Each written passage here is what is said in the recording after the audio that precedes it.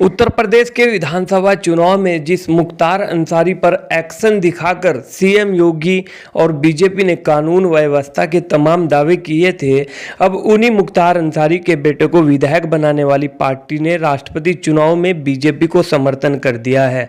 मुख्तार अंसारी के जिस बेटे अब्बास अंसारी ने गाजीपुर में अफसरों के लिए कहा था 6 महीने में कोई ट्रांसफर नहीं होगा, सबका हिसाब किया जाएगा, अब उसी अब्बास अंसारी ने योगी सरकार और बीजेपी का राष्ट्रपति चुनाव में समर्थन करने का ऐलान कर दिया है।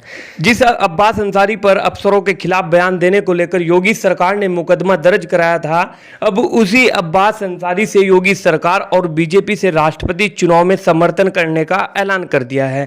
बाहुबली मुख्तार अंसारी के बेटे अब्बास अंसारी उसी सुहेल देव भारतीय समाज पार्टी के विधायक और नेता है, जिसके अध्यक्ष ओम प्रकाश अमित शाह के कहने पर बीजेपी का राष्ट्रपति चुनाव में समर्थन करने का ऐलान किया है। राजभर के पास जो 6 विधायक है उसमें से अब्बास अंसारी भी है, जो इस बार अपने पिता मुख्तार अंसारी की सीट मऊ सदर से चुनाव जीतकर उत्तर प्रदेश की विधानसभा में पहुंचे हैं। अब अब्बास अंसारी का वोट उसी इंडिया गठबंधन के उम्मीदवार के लिए तैयारी हो रही है, जिसे इंडिया के नेता कहते थे अगर उत्तर प्रदेश में बीजेपी की सरकार नहीं बनी तो मुख्तार अंसारी जेल से बाहर आ जाएगा। राष्ट्रपति चुनाव में बीजेपी की समर्थन की बात करने वाले राजभर ने कहा है कि मुख्तार के बेटे से बात हुई है।